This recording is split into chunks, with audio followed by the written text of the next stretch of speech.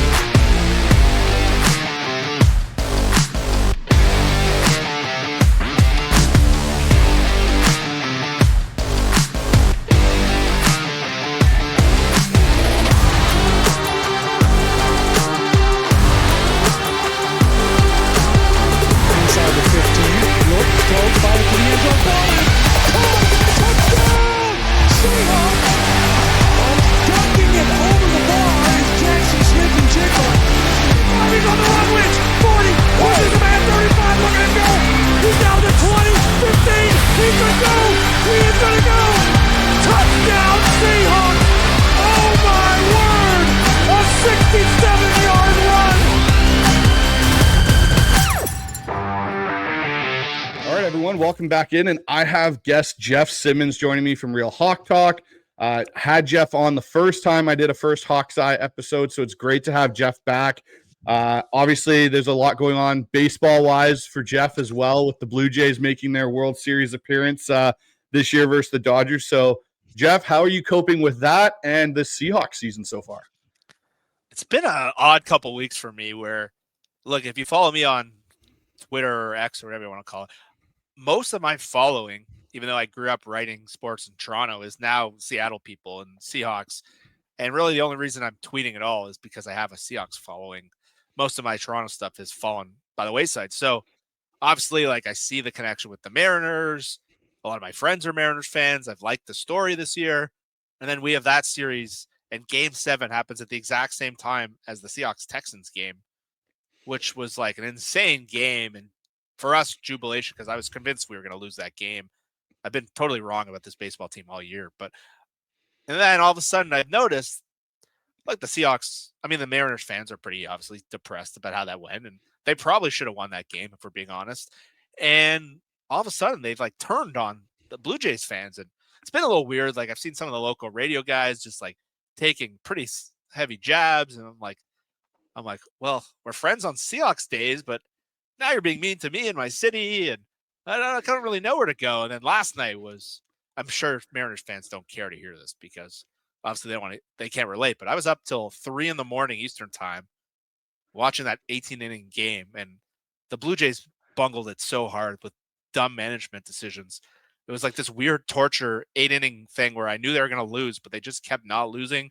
And then eventually they blew it, but they scored no runs over the entire 10 innings of extra innings. And it was just painful.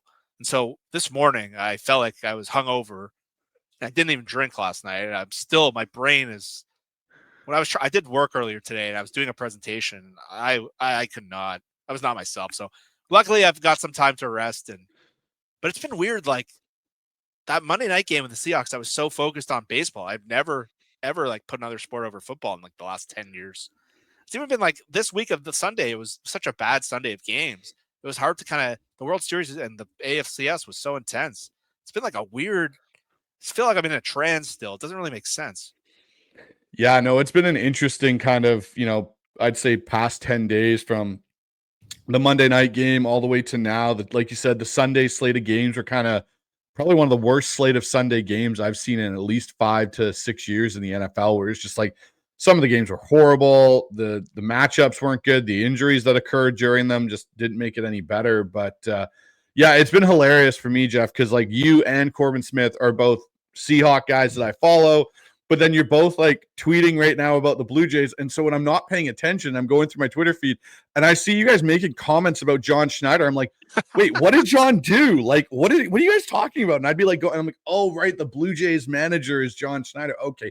Now this makes some sense. Cause I was like, there are tweets from you where I'm like, what is Jeff talking about? Like, have we made a trade? Did we do something really stupid? Like, what's going on? And I'm going through my Twitter feed. So it's been a bit of back and forth, but let's talk about this team, Jeff, at the midseason point, obviously. So how do you sum this team up? Like, are they ahead of your expectations from the offseason? Are they kind of meeting them, or is there still some inconsistency for you?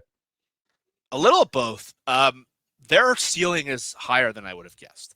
And a lot of that, I imagine, has to do with Sam Darnold and the emergence of JSN. And when things are hitting for them, they might be one of the best teams in the NFL. Like, I know DVOA has them number one.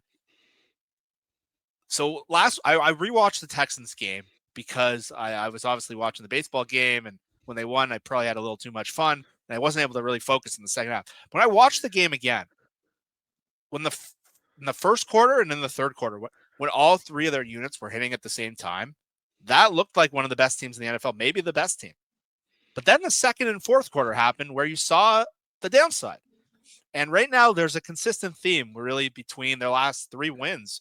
The Arizona game, the Jacksonville game, and the Texans game, where for 95% of the game, they look dominant. They look far better. And when the sign of a good team is when you can look dominant against an average team. And for 95% of all of those games, they were dominant, which should indicate a really good championship contender. But then there's the 5 to 10% where they can't get out of their own way. They're young, they're inexperienced, and there's some issues recurring. I know we're going to probably talk about them later, where they're having trouble closing out games. And I don't think we can just ignore that because the ceiling's so good.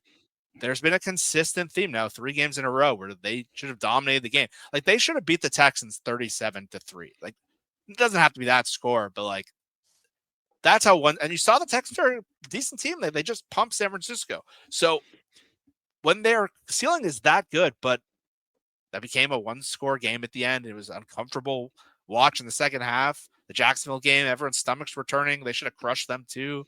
I was at the Cardinals game. Like, they almost blew the game. And so I think both things are true where the ceiling is really high, but there's still consistent patterns showing up that you have to wonder about. Is that going to come to bite them when they play the Rams? And we saw the Rams game last year. Those things cost them to make the playoffs. And so all of it, it's a crazy team to analyze right now. Yeah, it really is. Because for me, like coming out of that Texans game, I felt empty. That was the word I got asked on another show. Like, how do you feel coming out of the Texans game? And the word I used was empty. I'm like, I don't know how to feel because, like, to your point, the first and third quarter, if that's the football team I'm getting, I'm ecstatic. That is one of the best football teams right now in the NFL. That's a team I could see winning a couple playoff games and making a legitimate push to the NFC Championship game. But then you see that second and fourth quarter, and you're kind of like, okay, is that actually who they are? And are they really like they're this Jekyll and Hyde right now? And it doesn't help when you have an opportunity to go up 21-0 and your offensive coordinator decides it's a great time to pull out another trick play out of his horrible bag of trick plays this year that I'm sure we'll talk about that at one point or another here, Jeff, because it's driving me nuts. Like when I saw that, I almost flung my TV remote across the room. I'm just like, what are we doing? Like, we're not a bad offense, and we have one of the statistical best quarterbacks right now in the NFL, and you're taking the ball out of his hand for someone else to throw it to your number one target. Like, it just didn't make sense. So out of all of that, Jeff, like, what would you say is the thing that out of that has surprised you the most? Is it the scheme? Like, is it the ability for this defense or this offense to, when they're clicking, be as good as they are? Is it some of the personnel decisions that they've obviously made? You know, they made the big changes in the offseason, or is it just the mindset of this team that's different from last year?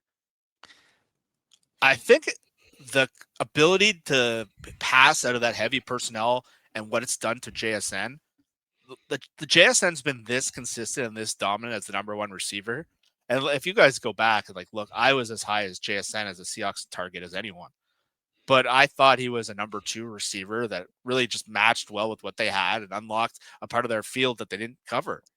I didn't think he could be like a Justin Jefferson level player. And the fact that you could move him around, the fact that he can just win well on the outside, win downfield, there was so much concern. Like him and Cooper Kupp are the same kind of player. Like, what are you going to do? And the ability to just hit him downfield in the amount of ways they can do it and how good he's playing, that's been the biggest surprise to me. I didn't see that in the range of outcomes. And obviously that comes back to Darnold. I think we're starting to see a little loosey-goosey stuff with Darnold, but I think JSN and their ability to just consistently pass the ball down the field out of that heavy personnel, I thought this was going to be a run-heavy team. The offense I was comparing them to was the Texans with Matt Schaub, which was a very good offense, by the way. It was a run-dominant team. There was a number one receiver. They used the tight ends a lot. Matt Schaub made the Pro Bowl a few times before the bottom fell out there. It was a very fun offense to watch. It was play-action dominant. They had guys running wide open often. I'm like, okay, like if Darnold's asked to do, and we saw him in the preseason, that's what it kind of looked like. Very easy throws, very low degree of difficulty. I didn't think he would be touching all pro levels and Pro Bowl levels. And I thought Matt Schaub, Jimmy Garoppolo, like you can run a good offense like that. So the ceiling there just still has been pretty surprising to me. Obviously, the run game being this ineffective has been an L for me. I thought this would be when we saw the preseason and we saw what the run game could look like. I thought that maybe Robbie Utes coming back helps kind of boost something there, but it's been a very different kind of upside downside than I would have guessed. Yeah, no, and that's the interesting thing. The fact that you're talking about a team that when we looked at it going into this offseason and even throughout this first half of the season and all the additions they made and subtractions they made, you're like, okay, it's gonna kind of be a more vanilla-esque offense. They're gonna run the ball, they're gonna, play the clock management game, let this defense get after teams and not get into these high scoring kind of affairs. And I look at it and I go, okay, like we're talking about a quarterback, to your point, who's playing at an all-pro level. Like I didn't know if Sam Darnold, I said it in the offseason. I was like, I think he's going to take a step back from what he did in Minnesota, not bottom out to the Jets or the Panthers, but like still be a top 15-esque quarterback in the NFL statistically. And we're talking about a guy that basically in every major passing category is top 5, top 7, yet his attempts are down in the 20s. He's one of the, quarterbacks that has the fewest attempts per game compared to the rest of the league, but he's putting up the numbers he is. So to me, it's kind of a worrisome thing of, and you mentioned loosey-goosey, I kind of look at it and I go like, when is that bottom going to catch up to them? Where it's like, when is a team going to come out and be like, we're taking JSN completely out of a game. You're not getting anything to him. And the rest of this offense needs to function for you for it to actually be sustainable and successful. That's what I'm waiting to see. And I got a feeling it's going to be that Rams game coming up here in a few weeks. But the last thing I wanted to ask you about this midseason vibe check here, Jeff, is what is your vibe on Mike Macdonald in year 2 now? Like you've seen he seems to have progressed even more into that head coaching role and is a little bit more comfortable in it than he was last year. I'm super high at him. I think if you're looking at all the reasons to be optimistic about the team and where it's going, and I know some guys who follow the team as close as me who don't like him, and they think he's game management and some of the stuff. His game management has taken a step back from last year a little bit. They've gone weird on some 4th and 1s. The San Francisco one, even last game, punting from the 44. I think he needs to take over when the offense is doing some weird stuff. I think he needs to be a little more. There's too many games where he comes out of it. He's like, I don't understand what the offense was doing. I think he needs to take over. But in general, just watching how much the coach dictates like the upside of the team and where the team's going. And like I watched all of last Sunday. I watched every game. I have a sick amount of TVs in my house. I have a man cave kind of thing. I watch basically every that horror. There's just not a lot of teams I see that play like dominant creative defense. Like Denver looks pretty good at times. There's a couple others, but when you see like what Seattle's defensive line's doing and what he's doing to create pressure and what he can bring to the table outside of that Tampa game, I think his impact on the team they're building, You can see their like camaraderie. You can see he's maximizing like Leonard Williams, and I'm really high. But I will say, like the game management stuff, it's got to get a little better in the second half. I'm hoping that's the self scout. It's not perfect for sure. There's definitely areas I can poke holes at, but I think what he's done with the defense, like you see what's going on with the Raiders and where the Seahawks were defensively with mostly the same guys. You can see already what Nick Eamon-Warrior's doing. You got to be optimistic. And again, I watched every team play on Sunday. There's not a lot of great defenses right now. I don't even know if there's a lot of good defenses right now. So seeing a defense that has been like the last two games, what the defensive line has done. I know Pro Football Focus seemed to think they were very average, but yeah, I don't get me started. My co-host does Don't not get me agree. going either. Yeah, do not get me going. Me and him do not see eye to eye on that. But what they did to win those two games, and every time I watch that Texans game, they just dominated the game. And so I think that is a reflection of Macdonald, with the team he wants. And there's just been like a trend where the last two first-round picks were a defensive tackle and a guard. So different than the Pete Carroll area where their money was built in safeties and receivers. And now you're seeing a team that's built in his image. So I'm super high on him. I know you can nitpick a lot of the stuff he does, and it's warranted. But I think when you like zoom out and you understand why this guy is looked at as like the defensive McVay, like I think it's warranted. Yeah, and that's kind of how I'm feeling. Like I agree with you. There's definitely been some game management decisions this year that have been more questionable than say there were last year. Yeah. But overall, like the way that he's gotten this team to buy into his mentality and his philosophy, and a big part in a lot of it for me is the decisions he and obviously John Schneider made this offseason with Geno Smith and DK Metcalf and the guys that they let walk and traded away. And then the guys that they in turn brought in, the Cooper Kupps and the DeMarcus Lawrence, and I get, some people are like, oh, Cooper Kupp's not that good. Cooper Kupp, I was not expecting to come in here and be Triple Crown winning Cooper Kupp. I was expecting him to come in and do some of the things he's done well, which is block really well, which is have timely third down catches and explosive plays here and there, but be that locker room presence. The same with DeMarcus Lawrence, who I'll be frank, DeMarcus Lawrence has exceeded some of my expectations of what I thought we were going to get because when he missed that Tampa Bay game to when he came back has been this like resurgence of this defensive front. But overall, I think Mike's done a fantastic job, and it leads us as a whole organization, I think, to have a lot of optimism on where this team's going to go in the future. But Jeff, let's kind of segue into this riddle that we are still trying to figure out here in Seattle, which is our run game. What, in your opinion, is the root issue? Is it the continuity on the O-line of them trying to still figure out how to play together? Is it design, or is it even like the identity of trying to be this wide zone team, but maybe we don't necessarily have the pieces for that identity? I think it's a combination of learning a new scheme that takes time and the personnel. And so, look, Mike Macdonald, we just talked about him. It took him, who's one of the most brilliant teachers, 8 weeks to get these guys to play last year and had to reshuffle personnel for them to get it right. So to expect the offensive line to all of a sudden a group that the whole scheme is based on timing, it's based on cohesion, it's based on a lot of things. And I think when you took Robbie Utes out of there and they had to kind of scramble, they went to a lot of 2 tight end stuff, and that's Arroyo. And then when you combine that with, I don't think they just generally have enough good run blockers.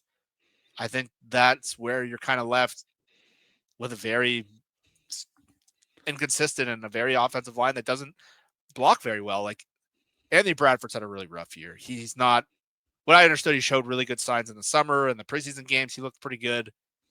He hasn't looked as bad as last year. He's not taking the penalties, but he's just, his power and his speed is just not showing up, and he still whiffs too much. I think Graves Abel's a rookie from a small school. I think he's done really well in pass protection. And I think there's been moments where he's been a really good run blocker, but it's a big jump up from that level. Charles Cross and Abe Lucas, I think, are more pass protectors than run blockers. They're both from air raid systems. And then you're left with Jalen Sundell, who's a faster, smaller, athletic guy. But when you're trying to win with power, and he can get pushed around, or it's his first time playing. So I think you look at all 5 guys, you kind of poke holes. They don't have a lot of great run blockers. They don't look that cohesive yet. And their fullback, who's I think I'm going to be a monster part of how they run the ball, who's like the Patrick Ricard body type, he's been out. And then they've had to go to Brady Russell, who's more of a special teams player, for being honest. So I think when you combine all that with a scheme that does take time to build, It's not like the old days where you can just cut block everyone. And I don't know what's going to happen the rest of the year. I thought when we saw the preseason and they looked so seamless, but I think once you played more first team defensive lines, and teams have been also really selling out to stop them in the run game. They're outnumbered a lot in the run game. Like it's 7-5, 7-6, 8-5. And I think that's one of why the passing game's been so effective. But teams have been really selling out to stop them, and they either don't have the game plan, they don't have the personnel, and that's where it's just been really inconsistent. So it's really interesting, Jeff, because I agree with you completely. I think it's personnel. I think it's the continuity. And there's some things like I was a real advocate for Jalen Sundell when they got him. I thought this guy could be really interesting. Like he's super athletic. We saw him obviously last year in that one Green Bay game where he made the huge block down the field for Charbonnet. And I was like, okay, like we have something maybe here with this, player. And then you saw the preseason and him and Bradford. And I was at training camp and Bradford looked good. And the one thing even for myself as a coach that I kind of put in the back and didn't really think about until the season started was when you're in preseason, you are running such vanilla stuff, offense and defensive, because you're trying to evaluate players and can they play in your base packages and be effective. Well, now when you get into the regular season, teams start overloading boxes. They start doing more stunts. They start doing a lot of these things. And I think to your point, when you're dealing with 5 guys that aren't truly really great run blockers in their own rights, like, even Cross and Lucas are accounted for in that, it makes it hard when you're learning that new scheme. Teams are now selling out to stop you in that area, and you've got guys that are trying to do it for the first time.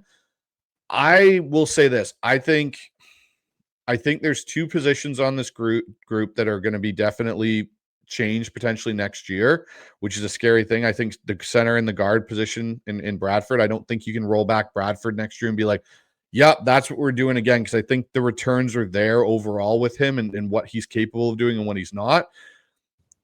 I also don't know if Sundell and Olu are your 2 centers. I think they're capable spot start guys and backups that can come in and play for a game or 2 if you need them.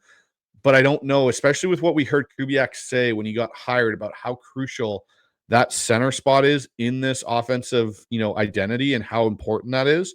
I don't know if either guy is that, but I'm interested to see how, you heard Mike Macdonald in his presser yesterday say they're not making any changes. And I think the only way they're making a change is if they get a trade. I don't know what this second half run game is going to look so differently. And we haven't even talked about the running backs, because I think Ken Walker actually in some respects is part to blame in some of the run game issues in its own right. I just want to get your take. What are your thoughts on the running backs and Charbonnet and Ken Walker in the scheme? Walker is this year especially is a player I'm really struggling to evaluate. I don't know what's his fault. I don't know what the offensive line fault is. I don't know if they're utilizing him well. Like if you have to make like a contract valuation on him, like I would find that very challenging, because there's moments where you see him and he looks like one of the best players in the whole league. And he's gliding through, like that Pittsburgh game, he looked incredible. And there's moments where there's a hole right there and he goes the other way and you're banging. And that's happened less, I think, this year and you just thought in this scheme where it's just a one cut and go thing with his smoothness. And so like you're hoping it's not like a Saquon Barkley goes to a better offensive line and then becomes Saquon Barkley. But I don't know how to identify what's him, what's the offensive line, what's the scheme. I'll be honest, I'm struggling with it. And Charbonnet's been an odd player because the thing I've noticed with him is when he's a change of pace back, he's really ineffective. And when he gets a lot of volume, he's pretty good. And I don't really know how to put my finger on that and why. Even in the preseason, you saw him when he was starting, he turned a lot of like 3-yard runs into 6-yard runs and he doesn't lose yards. And then when he comes in as the change of pace, he's like, there's times he just looks stiff and looks slow. And I thought he played his best game of the year last week against Houston. I thought he looked way more effective and had some good runs against a pretty good front. But all year there's been a lot of series where it's like, why are like the Jacksonville game where they give him 3 rushes inside the 10. The usage looks perplexing. I know like the fantasy people are going nuts with this whole thing. And Mike doesn't know if seems to be changing this. So Charbonnet's been a disappointment because I thought after week 1, I'm like, they got to make this guy the starter. He looked way better than Walker. And then week 2, he was awful and Walker looked incredible. So I was like, whoa, I read that one wrong. But he's been last year in the first half too. He's been kind of similar. And it's a situation where I'm actually struggling to identify the issue with those guys. I'm struggling to identify if they need to just get a better back, or if they need to get the scheme right, or if it's an infrastructure problem. It's been actually one where like I can't really put my finger. It's not the best analysis, but I don't know. It's really interesting for me because watching this run game in particular, it kind of gives me, and I want to get your thoughts. It doesn't it not give you vibes of when Sean Alexander came off his MVP season, and they couldn't figure out how to get the run game going again. Like Oh you boy, had, Maurice Morris in there, and he was actually doing some nice things at points. And you put Sean back in, and you'd expect Sean, and he'd have a snow game against Green Bay, and you're like, great, we figured this out, and then the next week it's all in shambles all over again. Like that's the vibe I get, is like this is that's a so good much call. like those later Hasselback Alexander years after the Super Bowl run, where it was like this run game should work, but it doesn't, and we're like not being able to get it cohesively working in the same direction. Like we'll have sporadic games where it looks really good and then it falls apart again. So it'll be interesting. But what else, it leads it actually into this next segment for us, Jeff, is can they fix it internally, or do they need some help at the deadline? And so I'll ask, like, do they, get reinforcements and become buyers at the trade deadline, or do they believe in this process and not add anybody, do you think? Oh, if I think they could do anything to help their team right now, it would be trade for a right guard. But that's way easier said than done. Like, when was the last in-season guard traded? If you watch the league right now, there's a huge shortage. There's injuries. There's just, I don't know who. Like, the only ones I can really think of are like maybe Cleveland or Tennessee. Or Kevin Zeitler hasn't played particularly well, but he's been a good guard in the past. There's not a lot of names you can pinpoint to. There's not a lot of examples of guards getting traded in the season. So I would love for it to happen. I think it would be like the number one thing the team could do to get better, because you eliminate the amount of negative plays coming from that spot, could really tighten up the group. But there's just not a lot of names that work. There's not a lot of names that make sense. And like some teams are trying to evaluate young quarterbacks, like Tennessee. Like, are you really going to trade away an offensive lineman? Maybe a player asks out, but like it's it's not the most. It's not like the NBA where anyone can get traded. Like an in-season offensive lineman, I struggle to think that's realistic. The only player that has come, like, so the only name that has come to like my forefront where I'm like, contractually it makes sense, age it might make sense, is actually Wyatt Teller out of Cleveland, is Yeah. because he's got that weird 4 void years on the back that Seattle wouldn't be on the hook for, and it's a very minimal contract you're taking on.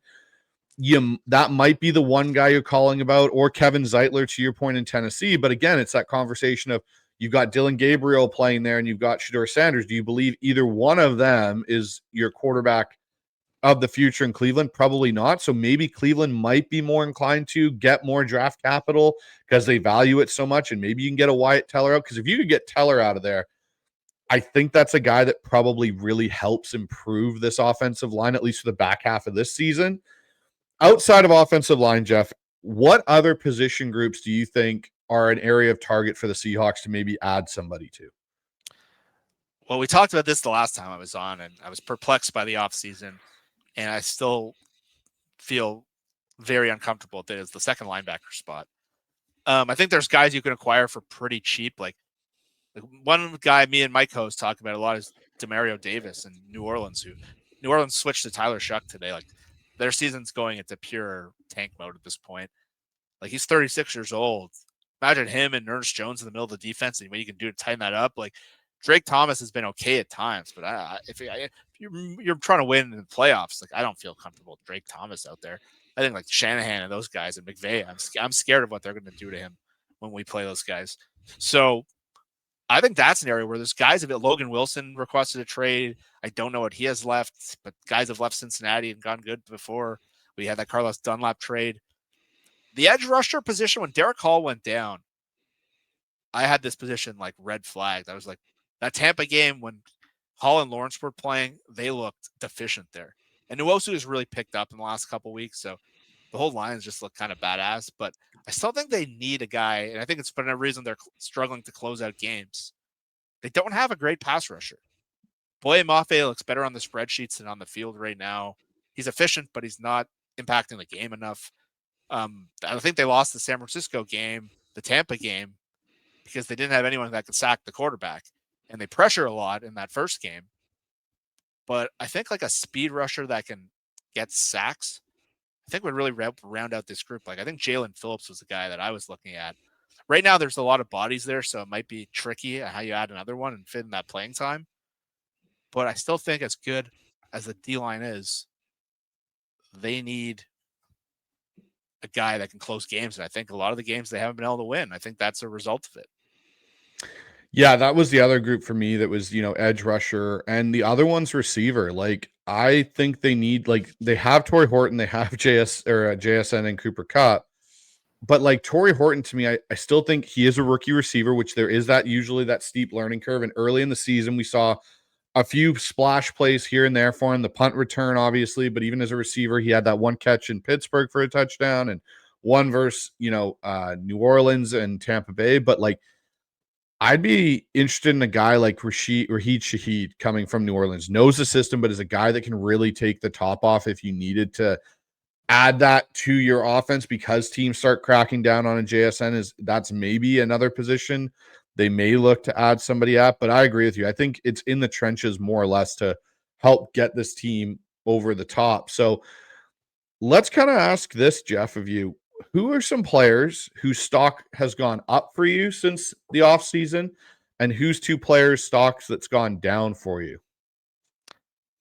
Stock up for me would be DeMarcus Lawrence. I really like that signing as a guy who can help. Last year, one of the kind of issues with the team, even when they tightened things up, was they were really bad first down defense. And I thought DeMarcus Lawrence would just come in and help that. But in these last two games, when Hall was out, and again, I was red flagging that position after we saw that Tampa game, he's just added an element. Like, I think there was moments where he won the Jacksonville game. And so his stock has gone up. The second guy adding to that is Byron Murphy. A lot of people were very worried about Byron Murphy based on his counting stats. And, I actually was kind of optimistic about him because I've looked at like the trajectory of a lot of defensive tackles. And they've started, like, it took a lot of them, Justin Matabuke and Quinn Williams, and until year 3 to hit. Dexter Lawrence took a bit of time. And I thought, like, okay, Murphy wasn't asked to pass rush a lot last year, but what he was doing against double teams was unique for a rookie. And I know he didn't flash a lot in like the pass rush game. So a lot of people were like, why would we spend a first round pick on this guy? And now that he's getting pass rush opportunity and he's still doing what he did against double teams, I heard Chris Long talking about him the other day, and he was just saying, like, this dude looks like he's been playing for 12 years. And when Chris Long talks, some of those D-line and Brian Baldinger, I really listen because they see things I can never see. I'm not an X's and O's guy. I don't do what a lot of guys who come on Field Goals or your show and I can do, but I can tell he's a good player who's not. Like, you look at the advanced metrics and where he's ranking in like pressures and sacks, and you gotta think he's taken a step up to where a lot of people would have guessed. And even I had heard he didn't have a great training camp and he wasn't flashing a lot in practice, and people were worried about, did he work out enough and things like that. He's been awesome. He's been playing borderline Pro Bowl level, and I think the jump from year 1 to 2 has been massive, and it's definitely justified the pick in a lot of people's minds. Yeah, I definitely agree with you on both those players. And the one thing for me that stood out with Byron Murphy this year is they're still playing him in that nose position quite a bit, but the way that they're configuring everything else around him makes him still as effective as if he was a 3-tech in some respects in different fronts. And his drop knee technique is unreal to watch. When you watch him drop his knee to the ground and just take on the zone guard coming across to him and the center at the same time and eat both of those blocks, and all of a sudden you see Leo just shoot through the gap, or even Ernest Jones, and fill the run play. It's just it's things like that, those little things where you go, that's why he was the pick he was. Because you get a guy in the 4th round, he's probably not doing a drop knee technique that takes 2 linemen to deal with and have the effect on the rest of the defense that it does. But who are 2 players for you, Jeff, that's trajectory or stock has gone down? I think you got to start with Tyrese Knight, where I know some of that was injury, but he was a guy that a lot of people thought, okay, year 2 in the system, he really flashed in the second half of the year. And a lot of people were unsure about that draft pick. He wasn't ranked very high by a lot of Seahawks draft Twitter and people who studied the film. And I was shocked with how seamless he played last year in the second half. He just looked like a guy who's been playing for a while. And I didn't expect that. He was a raw player. And then it seemed like he was kind of on that trajectory and got hurt in the second half of camp. And then he never kind of found himself. And you look at the last game, he was essentially benched. And it's a spot, again, I just mentioned was a red flag spot to me. And all of a sudden, that he's being benched. So I don't know where he is organizationally. I don't know if it's injury related, but that was a guy I thought would take a big jump with a full offseason and a full year with Ernest Jones by his side. And that one, the other one, it's probably a cheap one, but Christian Haynes. I think my worst take this offseason was I thought this coaching staff would really elevate him. I thought he was a really good zone blocker at Connecticut. I didn't think going into the OTAs that Anthony Bradford was even on the radar. And obviously he has not played well. I think his stock has basically stayed the same as last year, where he was a disaster. And I thought Haynes would probably win that job pretty easily. Like, I was advocating them drafting Tate Radledge or Jared Wilson and playing someone at guard. And once they couldn't get a guy in free agency, and I was like, you know what? Like, Christian Haynes should be pretty solid. I said he was going to have a good year on a lot of my shows in the summer. He just looks like a bust. And look, that's not like a huge red flag to Schneider. Like, you look at the history of mid-round guards, a lot of them bust. And the thing that surprised me was he was a 5-year starter at UConn. The thing when he was drafted, like Nate Tice, who's really good, had him in a first-round player. And I'm not taking a shot at Nate. I thought that was a really solid pick. I was excited because he seemed to be a high floor player, not the highest ceiling. There's a reason he fell the third round. But I thought, you know what? This team's been so annoying at guard. Like, at least a high floor player will help. And unfortunately, the power and the athleticism just don't look good enough at this level. And now you got like a disaster zone at right guard. And obviously Haynes has been hurt. But it seems like the people I know who are at camp, the people who saw him play in the preseason, the fact that he doesn't seem to be like talked about, I think that's a huge stock down organizationally. I thought he might get a second-year jump, and he seems like at this point trending closer to, if not a bust at this point. Yeah, both of the guys you picked for stock down are guys that are on my list as well for that. And you know, the thing I think with Knight too, and I think, you know, people talk about the injury and the mysterious one at the end of training camp that kept him out for a long time. And I've heard some people say, well, maybe he's put on bad weight and he's not as athletic. For me, the biggest thing is I wonder if as this playbook evolved, and we know last year they had to go back at week 8, basically back to grassroots basics with it. And now to the point where it is now, where you're seeing a lot more of these different looks and these different blitz packages and spot drops and everything. I wonder if it was too much for Tyrese Knight and he just couldn't keep up with it and play fast. And you saw him in coverage this year get burned a lot of times where guys were throwing right in behind him, right into the area he's theoretically supposed to be in coverage, and teams are getting those chunk plays. I think that's part of the Tyrese Knight learning curve, and maybe he can get caught back up and be a factor next year. I don't know if it happens this year. The Christian Haynes thing to me is, yeah, I'm with you, Jeff. It's really, you know, kind of unfortunate that it turned out that way, because I thought when we got him too, I was like, yes, like we've now started to construct a proper offensive line. We're getting a good guard in here that, you know, to the point that you made about the floor.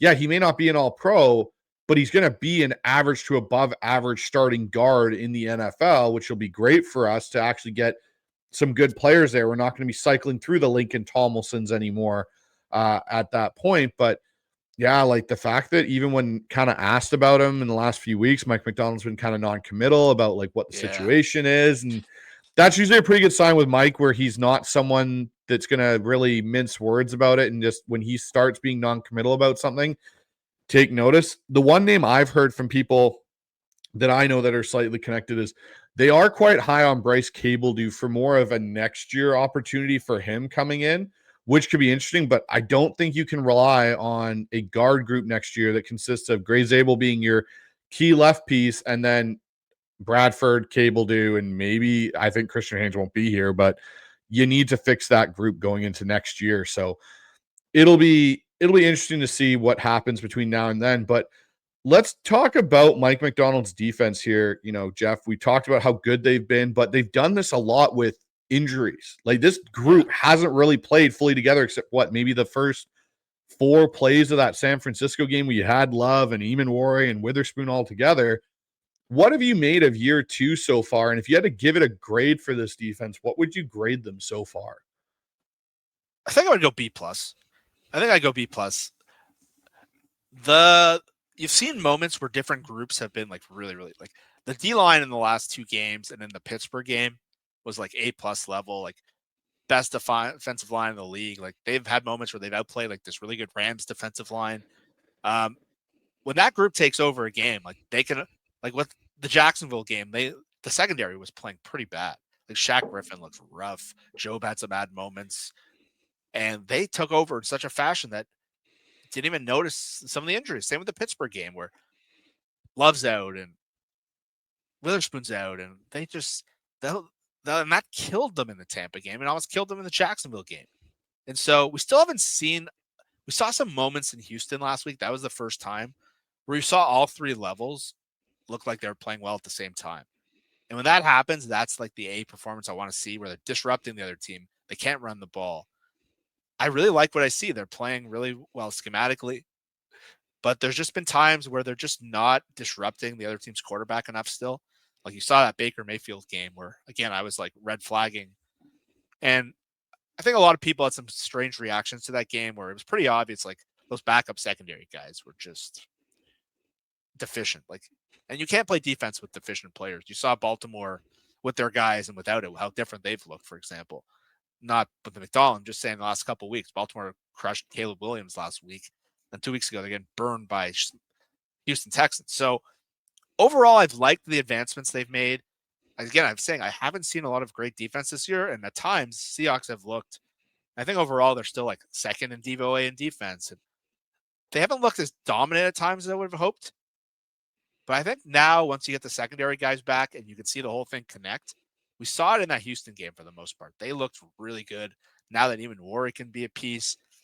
And once Witherspoon comes back, if he can get healthy, and I don't know what's going on with his knee, but apparently Richard Sherman was saying that a lot of their packages are based on having dime defenses with Witherspoon and even Worry inside, and then they might take a linebacker off the field. So they might play one linebacker, and we haven't even seen them touch that stuff. Like they basically done all this with like basically a 0 from Witherspoon, who going into the year you would have said is might be their best player, if not is their best player.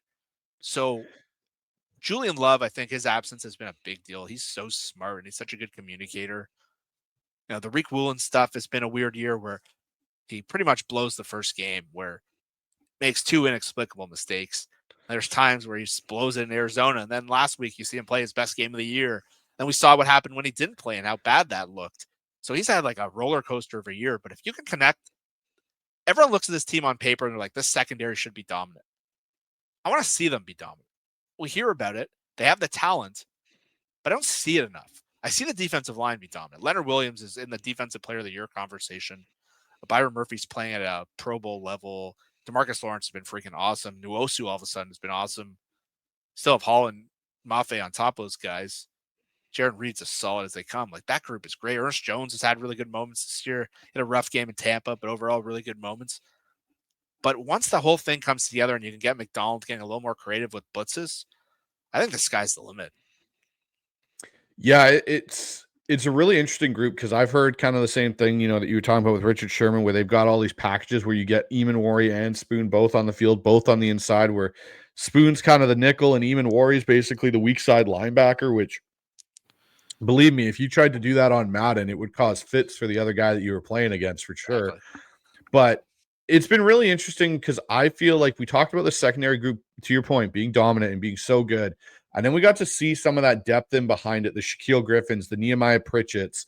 And I went, I don't know if I really like this group's back end. If we trade Reek Woolen, because that was the chatter at the time, we're going to trade Reek Woolen away. And I was like, hey, if Witherspoon's knee doesn't hold up or doesn't get back, that's really scaring me come January, where guys get nicked up all the time late in the season and you miss a guy here and there. That could be really scary considering we don't have Julian Love. And the other guy that's played better in the last 2 weeks, for me at least, and has started to, you know, make that Kobe Bryant offseason conversation that I think we've kind of forgotten about, that's still a piece to this, where they tried to sign Kobe. The contract didn't work out. I believe it was Brady Henderson that reported that.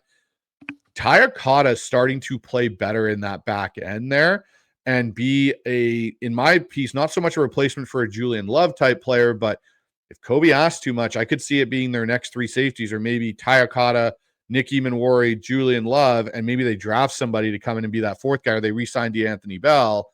But Okada's actually played better in the back end, which gives me a little bit more ease if a Kobe's to miss a game later down in the stretch potentially, or maybe Love's hamstring reacts up. Like, Ty's done better the last 2 weeks, I would say, the Jacksonville and the Houston game than when he first stepped in that San Francisco game where he got eaten alive by George Kittle and Kyle Shanahan. So it'll be interesting. But here's the final question I got for you on this defense, Jeff. Can this unit carry the Seahawks for a couple of weeks if the offense stalls out? Yes. We kind of saw it the last two games in the second halves where the offense totally stalled out in Houston. And I think they went 4 drives in a row, and they did keep them in the game. I still wonder about the edge rush thing, though. Like, when you play better, they don't play a lot of great quarterbacks this year. They're going to play Stafford in a couple weeks, and that's a game where you're going to wonder if that can happen. They're going to have to affect the other quarterback a little more. And what they did so well in Baltimore was, even when they didn't have guys on paper that were elite edge rushers, they disrupted you with scheme, and you didn't know where guys were coming. There was that Seahawks game where they talked about it after the game. I think it was Gino. It's like, I had no idea what was going on. I think that's what led to them hiring Mike Macdonald in a sense. And we still have not seen that piece of it. It's more like the defensive line just takes over the game. Like, they have dogs up front. So I think they can, but I'm just very curious to see what it looks like against. And if you're going to make run in the playoffs, you're going to have to play Baker Mayfield and Stafford and the offensive line with Detroit and Jared Goff. And if there's not going to be any easy, we're going to see a hampered version of potentially Jaden Daniels next week. I don't know if he's the same guy, but I think at some point the passing game is going to dip. I think there's some signs already that things might be trending in the wrong way, and they're going to have to, but they're going to need guys healthy, and they're going to need more edge rush. Yeah, I agree. Maybe they do make a trade for an edge rusher because they need somebody. Because Hall coming back is great, but Maffei's definitely not been the player I thought he was going to be this year. And I'm kind of thankful Seattle didn't end up giving him a contract extension that could have been something like the Greg Rousseau or that B-level contract extension that people were projecting. So, but let's kind of move on to the final back end of the season, Jeff. Is this team built for a run in January? And what I mean is, what's the biggest factor for Seattle to make a deep run? Is it the offense? Is it the defense? Or is it just general health for this team? No, I think they're going to need to hit more of their ceiling like we saw in the first and third quarter. But the thing I think they're going to need, and fortunately we talked about this, I think the run game is going to really have to factor in. But I think in the playoffs, when you're playing those really good teams, you're either going to have to outscore them or you're going to have to keep them off the field. I think you've had trouble closing games against mediocre teams, Jacksonville, Arizona, Houston. They couldn't close those games out. And I think the biggest reason was their inexperience as a team. They make silly mistakes sometimes. They're very young, the second youngest team in the league, if I'm correct on that. I think other than Green Bay, they're the youngest team in the league. And I think the run game, when you're going to play a Detroit and a Tampa and potentially the Rams, they're going to have to beat the Rams to win this division. They're going to need to run the football. And until I can see them do that consistently, I don't know if they are built for January. But there's so many good elements of this team, the defensive line, the quarterback, the wide receiver. I don't think anyone's going to come in and pump the Seahawks. Like, I think every game, the Seahawks should be 7-0 right now. They're two insanely silly, self-inflicting mistakes away from being 7-0. They're both those games they lost are winning with less than 2 minutes left. And I think Darnold should have drove them down the field in both of them, even though it wasn't his fault they lost those games. But they should be 7-0. They're number one in DVOA. You watch them with their ceiling, they're really good. But I think the closing out games thing is lingering in my mind. And I think that comes down to the run game. I need to see that for me to say they're built for January. So give me a dark horse player that's going to break out after this bye week. That's a good question. I'm going to go Elijah Arroyo.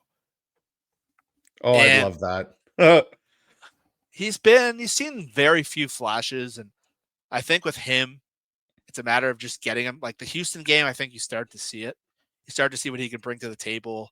He beat Stingley on a few routes. He looked really good.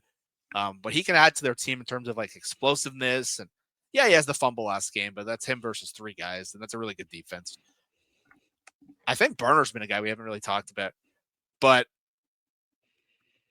I think really what they need is just some more juice in the passing game. And Horton would be really good, but I think Horton is kind of what he is at this point. I think there's moments you're going to see him, but I don't think you can consistently count him every game. I still think Arroyo has big upside as a player. And I think they can really, if they can get him, there's like the post-buy rookie bump. It's like a thing in fantasy football and happens a lot in the second half of the year with receivers. I think we started to see it last game, especially in that first drive. You just saw what he can do to the offense. I'm going to call him out. Yeah, that's kind of the guy I've been waiting for, and I've been just kind of going, why have we not been able to get him involved? Like we saw a little bit. We see him, like the thing to that point in that Houston game, the 2 effective quarters for the Seahawks, the first and the third, you got him involved in the game. Exactly. And then the second and the fourth, it disappears, and it's like he never existed on your team to begin with. And I'm like, this is a guy we spent a second-round pick on that's supposed to be this field stretcher and this unique piece that we can use out at X and do all these different things. So he's definitely someone that I would tag as the dark horse. The last question in this segment for me here with you, Jeff, is if the Seahawks do make a run down this back end stretch and really push themselves into that top contender category, what's the national narrative going to be said about this team come January? I think the national narrative is going to be very Darnold driven. I think it's going to be very Mike Macdonald driven. And I think it's already like Dan Orlovsky and Louis Riddick has just been talking about like being around these guys. They look like they're so well coached. And I think the big thing is going to be the whole offseason. What's going on with the Raiders, and Geno Smith has been objectively one of the worst quarterbacks in the NFL. Pete Carroll's had a tough year. DK Metcalf, if you watch that game on Sunday night, takes one of those silly penalties at the key moment of the game. DeMarcus Lawrence. I think the big takeaway is going to be how good this are. And there's so many people. If you look at like the whole league, like what the people were saying about the Seahawks and in general, like it was like the offseason of bad opinions. So many things that were said have just gone completely upside down. And the Seahawks were crushed by a lot of people in the national media who are very matter of fact in terms of it. I didn't particularly understand some of it, but obviously I wasn't that super high on Darnold and super high on Kupp. But I think when you combine everything that they went away from, their draft class, Marcus Lawrence hitting, I think the national narrative is going to be just like how good this offseason was. Because if you look, they could have had Tyler Lockett and DK and Geno, and they could have just hired the wrong offensive coordinator, and like it cannot have gone better at this point. That's kind of how I look at it. Is the national narrative I think will be around, to your point, Sam Darnold, JSN, their continued play. But I think the bigger conversation will be around John Schneider and Mike Macdonald's like offseason masterclass at how they basically completely flipped the offensive side on its head, made all these acquisitions, got rid of so many key players that were fan favorites at points, and this team took a step. They didn't go 3 steps back to get 2 steps forward. They literally took that initial step they needed to. And I don't know if Geno and DK and Tyler on this team this year, if this team is 5-2, or to your point, outside of 2 bad losses that are kind of, weird ones that could be 7-0. I don't know if we're saying that about this team, if those guys are still on this roster at this point in the season. But Jeff, as I do with all my guests that come on the show, we do a 2-minute drill. So it's 10 quick questions. You get 1 timeout during the period that you can use to skip a question and move on to another one. So we will get into the 2-minute drill right after this. Go!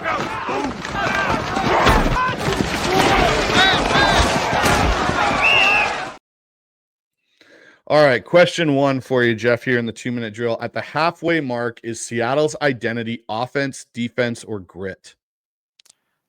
I would say defense. I still think defense is their identity. I think that's the core of the coach. I think it's the core of the strength of their roster, which is the defensive line. I'm going to go defense. Okay. 1 word to describe Sam Darnold's season so far. 1 word to describe Darnold. Shocking. Okay. Shocking that he's topped what he's done last year. Shocking that he's gotten better at some of the things he was bad at. And it's shocking that in a system that everyone thought the surroundings would be so much worse, he's elevated his game. Okay. Question 3. Fix one thing overnight: pass protection or run blocking? Run blocking. I think Okay. run blocking can open everything. Okay. Question 4. Most underrated player on this roster right now? Ooh, that's a tough one. I'm going to go still Julian Love. Okay. Question 5. Most likely to finish as an all-pro: JSN or Leo Williams? JSN. I think Leo still gets overlooked because of where he plays. JSN, if you're playing fantasy, if you're doing whatever, you're seeing this clear. Okay. Question 6. Most discussed coach on this staff? I'm going to say Andrew Janoko. No one talks about him. It's all Klint Kubiak. I haven't heard anyone even mention him. And what he's done for Darnold, his footwork, some of the stuff he's improved on, the play action game, I think he's been really good. And so I don't know how much it has to do with Janoko versus Kubiak, but I think for a guy who their quarterbacks drastically improved expectations and we don't hear a word about him, I think he's doing a good job. Okay. Question 7. If Schneider makes one move at the trade deadline, what's the position and why? I think the most likely move would be a linebacker, even though I just made the case they're going to go dime defense. I just think they're the cheapest to acquire. I think there's some guys available that's going to make sense. And I think it puts you in a way, but like if Ernest Jones gets hurt right now, that defense could collapse. And that would scare the crap out of me if I was Schneider. I agree. That's definitely one of the things that keeps me up at night sometimes with Yeah. this team. Question 8. Biggest prove it player for the second half of the season? Ooh, that's a good question too. I think I'm going to go with Rick Woolen again. I talked about how, again, it's a contract year, but we see what he can do when he's playing well. It makes such a difference. His coverage grade is just elevated. And when he's bad, he is a detriment to the entire defense. One weak link, and this is a guy who's in a contract year. I think he's played better than fans give him credit. I understand. Certainly, I have been. He's a very polarizing player. So this is his time. It's his contract year. He's in a great defense. Like it's time to step up for a consistent period of time, make plays in big games, and stop losing in big moment of truth plays. Okay. Question 9. Toughest remaining opponent on the schedule? I think it's got to be the Rams. And I think those two games dictate basically your entire season. But you know what? I'm going to actually pull back on this. I can't believe I'm saying this. I think it's the Colts. That's who I was going to go with too. I can't believe them saying this, but they're legitimately good. And everyone sees Daniel Jones, but adding Tyler Warren and their offensive line and their offensive efficiency and Shane Steichen, now that he has an actual quarterback, you know what? I'm going to say them over the Rams. I think they're damn good. And I think they're very, very hard to game plan against because of what Jonathan Taylor can do. And like, I don't know if this defense could even stop that offensive line. And then Tyler Warren and all those receivers. If you can score 35 points a game like they are, how do you win that game? So, yeah, no, that would be my choice. So question 10 and the final question here in the 2-minute drill, Jeff, is the 2025 Seahawks finished with what record and how many playoff wins? I'm going to say 12-5. And I'm going to say one playoff win. Okay. And that's the 2-minute drill. Well, Jeff, thank you so much, man, for your time. I really appreciate you staying up a little bit extra, obviously after that Blue Jays game and keeping the sanity together. Yeah. I was going to say, do you have the toothpicks you can remove them from your eyes at this point? Yeah. So, Jeff, let my listeners know where they can find more of your content. I know you're on Real Hawk Talk there with Brian Nimhauser and the rest of that crew, but what else do you got kind of going on? So I do a couple shows every week. I do my Real Hawk Talk show every either Wednesday or Thursday with Brian. Every Saturday, me and Brian do a one-on-one show because he always says I don't get to talk enough in the group setting, so he wants me one-on-one. And on Mondays, we haven't been doing as much because the Seahawks schedule has been wonky. But me and Rob Staten have a really good one-on-one sit-down, sort of like what we did today. I think that's one of the better shows. Like we actually predicted the Seahawks should sign Darnold last October, and so I think me and him do a really good job. And other than that, I'm heading out to the Titans game in a couple of weeks. It's gonna be my second. I haven't gone to a lot of Seahawks games in the last 10 years. It's my second game of the year. So if anyone's out there, hopefully we can cross paths. I'm gonna be in the crowd. So I hope to run into a bunch of Seahawks fans. That Titans team, don't imagine there's gonna be a lot of loyal fans left of that game. So if you end up, let's cross paths, man. Yeah, no, that Titans team is definitely in a bit of a massive rebuild there. So Jeff, thank you again, man, for your time, and look forward to talking to you again down here in the future. Yeah, always fun to talk to you, man. I love this stuff. All right, guys, that was guest Jeff Simmons on the show with me today. And you know what? That was one of the most fun conversations I get to have. Jeff's a fellow Canadian, so that's always a lot of fun for me.